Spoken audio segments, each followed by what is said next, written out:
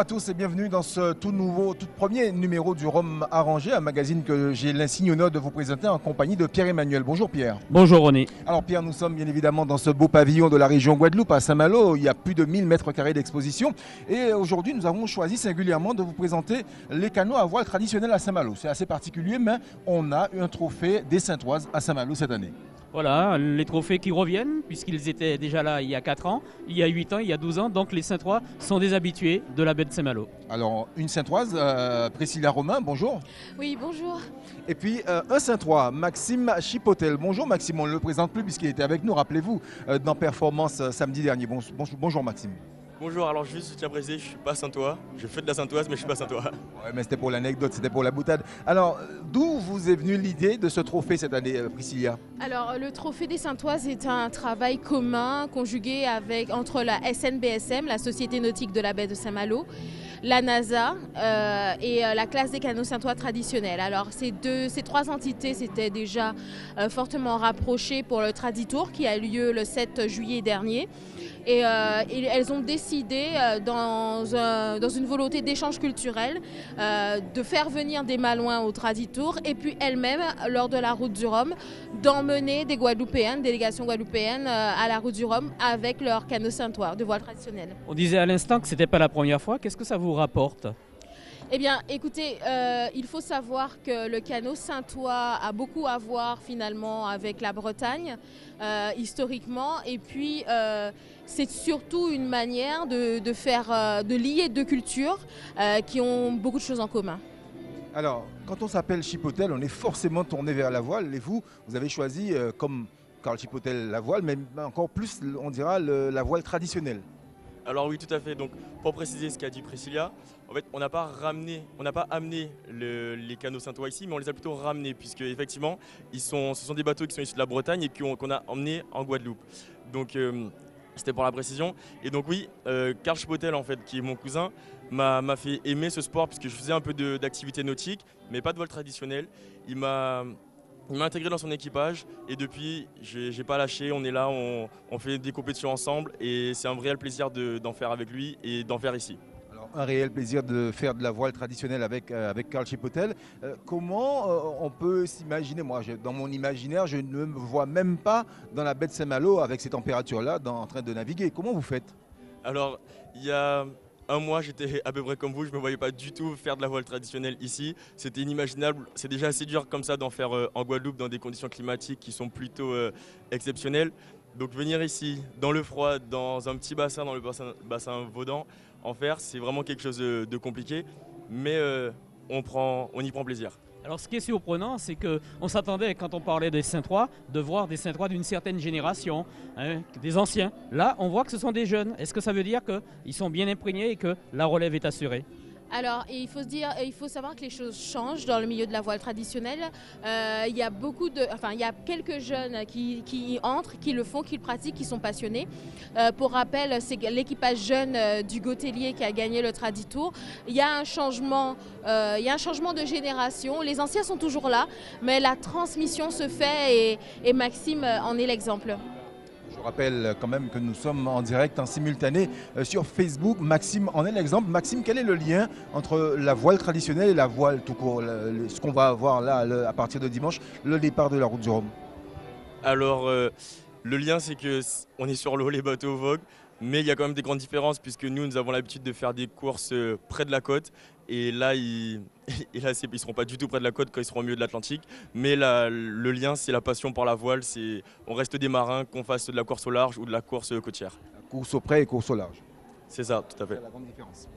On peut penser que ça va se poursuivre.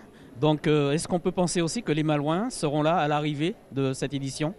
Avec grand plaisir en tout cas. Je vous avoue que ce n'est pas encore vraiment formalisé, mais les liens sont là, ils sont solides, ils se sont créés. On a vu, c'est la régate qui a eu lieu aujourd'hui, on est encore une preuve. Les liens sont là et on peut vraiment imaginer que les Malouins soient avec nous sur les pontons à l'arrivée, évidemment. Alors, ce qui est surprenant, c'est que nos Saintois semblent être plus à l'aise que les Malouins dans leur propre baie parce qu'il y avait beaucoup de vent. Et les nôtres se sont mieux adaptés que les locaux. Alors Maxime l'expliquait vraiment particulièrement bien. Il faut savoir que le bassin, le problème, c'est l'inconstance du vent. On peut être à 5 nœuds à un moment et boum, ça arrive. Et ce n'est pas des conditions dans lesquelles la Saintoise est très à l'aise. Mais pour plus de précision, je vais vous laisser vous l'expliquer. Justement, Maxime, tu vas nous préciser ça. Dans quelles conditions vous êtes très à l'aise, vous, au niveau des Saintoises? Alors, dans nos conditions, dans nos eaux, les eaux de la Guadeloupe, avec du vent établi à 15 nœuds, du vent vraiment régulier, c'est très différent d'ici. D'ailleurs, les Malouins étaient venus en Guadeloupe cet été pour participer au Traditour. Donc, ils se sont peut-être sûrement habitués à ces conditions magiques, on va dire, exceptionnelles de houle constante et de vent constant. Puisque, effectivement, quand nous avons navigué ici, comme vous l'a dit Priscilla, c'est tout à fait autre chose. C'est un plan d'eau plat. On ne voit pas forcément les rafales arriver puisqu'on est dans un port. Et les rafales, nous passons de 5 à 25 nœuds d'un coup. Et nos bateaux ne sont pas en fait faits pour accepter ce choc, on va dire, puisque c'est des canots en bois, en bambou et en bois pour le mât. Et ça peut absorber mal, ça peut casser, ça peut faire mal. Donc c'est compliqué, il faut anticiper, il faut être très réactif. Et c'est pour ça que il faut mettre des équipages en fait qui sont rodés, on va dire. Alors pour ceux qui nous écoutent et qui voudraient venir assister à ces régates, vous avez donc navigué ce matin dans la baie de Saint-Malo. Quand sont prévues les prochaines régates? Alors les prochaines régates sont prévues demain, après-demain. Il y aura la remise des prix le jeudi. Donc pour nous voir demain ou après-demain, il faudrait venir à partir de 13h30, 14h autour du bassin Vaudan et on fera le spectacle. Il y aura 3 ou 4 Saintoises à l'eau pour régater et pour essayer d'assurer le spectacle. Il faut savoir que hier, effectivement, les conditions n'étaient pas réunies pour voguer, mais l'échange culturel a quand même eu lieu puisque les Malouins ont invité les Guadeloupéens à tester leur muscadet.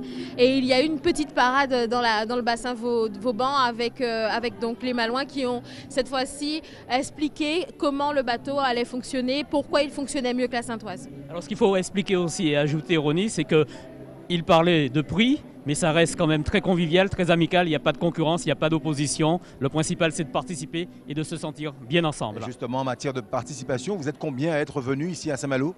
Alors nous sommes une quinzaine à être venus, mais on navigue pas que ensemble. Justement, on s'est greffé avec des Malouins qui viennent sur nos canaux. Nous leur montrons en fait ce qu'on peut faire, comment marche un équipage guadeloupéen à bord d'une Saintoise. Et eux ont réussi à nous montrer aussi en contrepartie hier sur leur bateau, sur l'île Muscadet, comment ça fonctionnait. Et c'était un réel plaisir.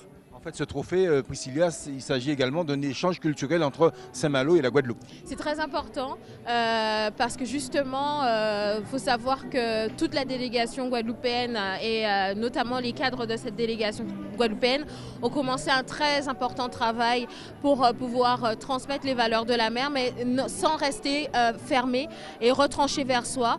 Quand on aime la mer, quand on aime les canots à voile traditionnels, on est forcément ouvert à autre chose et on a trouvé dans les Malouins un écho et surtout des partenaires d'exception.